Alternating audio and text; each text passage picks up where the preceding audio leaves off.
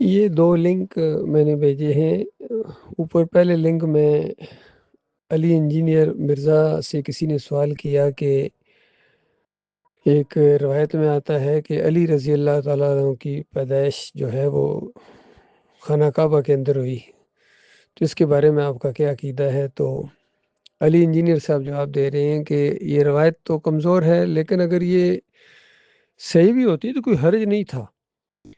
اور پھر کہنے لگے کہ علی رضی اللہ عنہ کی یہ فضیلت نہیں ہے کہ بیت اللہ میں پیدا ہوئے، بلکہ بیت اللہ کی یہ فضیلت ہے کہ علی رضی اللہ تعالیٰ ان کے اندر پیدا ہوئے ہیں۔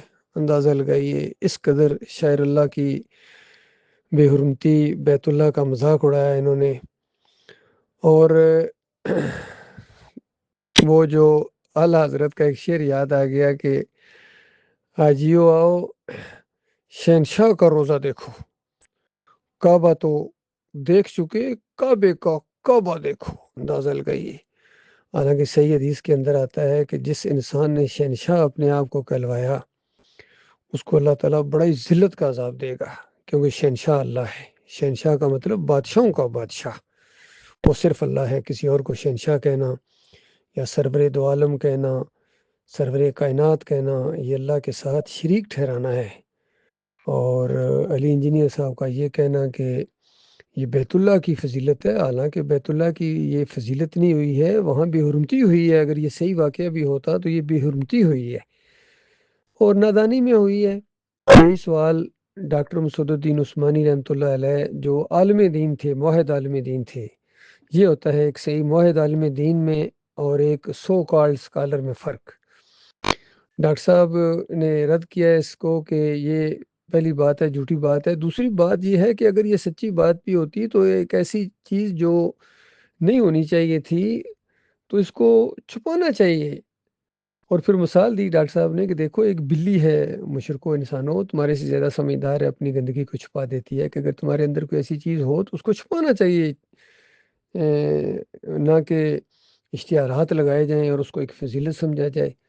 اور ڈاکٹر صاحب نے کہا کہ یہ فضیلت کا معاملہ نہیں ہے، یہ تو علی رضی اللہ عنہ کی وہ والدہ جو بعد میں مومنہ بھی ہو گئی ہیں، یہ ان کی بھی بلکہ شان میں گستاخی ہے اس انداز سے یہ واقعہ بیان کرنا۔ اس وقت جب انہوں نے یہ معاملہ، اگر یہ روایت صحیح ہے تو ان کا عقیدہ خراب تھا۔ اور جس طرح عام طور پر یہ آج کل بھی خواتین پیروں کے پاس یا مزاروں کے پاس جاتی ہیں اپنی بیماریوں میں یا مصیبتوں مشکلوں میں، وہ بھی اسی طرح ہی، تو یہ تو عقیدے کی خرابی کی ایک علامت ہے، کوئی اچھی بات نہیں ہے۔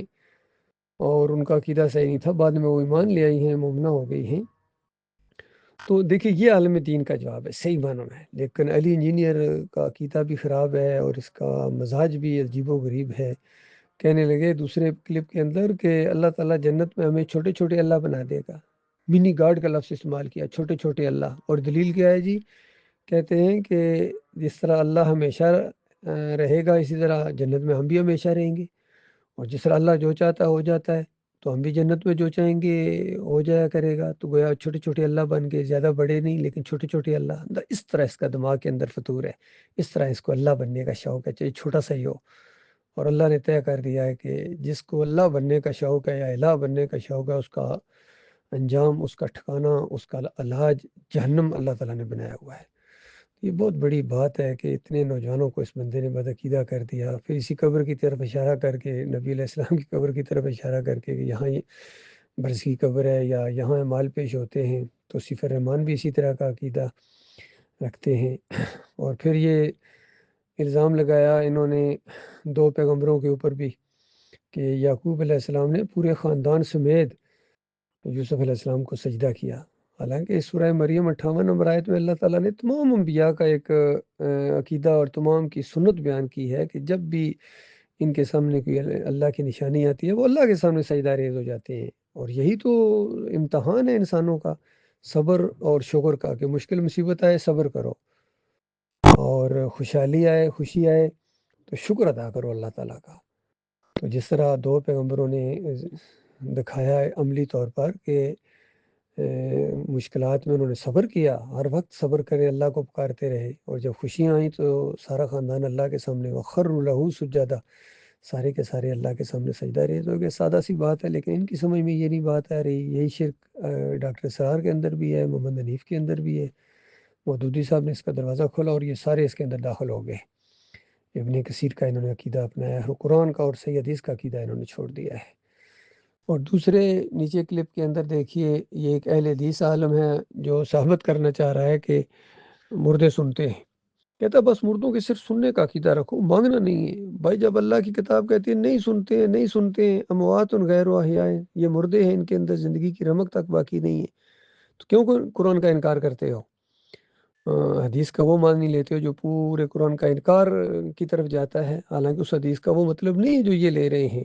تو یہی ان کا جرم ہے کہ یا تو جھوٹی روایتوں کے ذریعے یہ عقیدہ انہوں نے اپنایا، یا صحیح روایتوں کو تروڑ مروڑ کے انہوں نے پیش کیا ہے، قرآنی آیات کو تروڑ مروڑ کے انہوں نے پیش کیا ہے۔ تو یہ مردوں کے سننے کا عقیدہ یہ شرک کی جڑ ہے۔ یہ بھی ڈاکٹر عثمانی رحمۃ اللہ علیہ نے اس کا ہیڈنگ باندھ کے اس کا مضمون کے اوپر کہ مردوں کے سننے کا عقیدہ سماع موتا شرک کی جڑ ہے، اور حیات النبی فی القبر کا عقیدہ یہ شرک کی جڑیں ہیں۔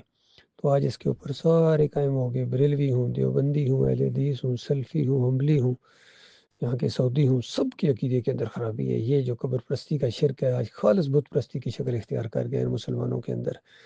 یہ ہڈیوں کو، پنجروں کو، خاک کو یہ اللہ کے ساتھ شریک ٹھہراتے ہیں، پھر بت بناتے ہیں، اپنے مندر بناتے ہیں، مزار بناتے ہیں، گنبد بناتے ہیں، پھر ان کو پوجتے ہیں، مسلے کے اوپر اس کی تصویر بناتے ہیں، چوکوں میں رکھتے ہیں، اور پھر اس کی بندگی کرتے ہیں۔ یہ بہت بڑا معاملہ آ گیا ہے مسلمانوں کے اندر۔ جب تک یہ شرک سے توبہ نہیں کریں گے کوئی امت کے اندر خیر آ ہی نہیں سکتی ہے۔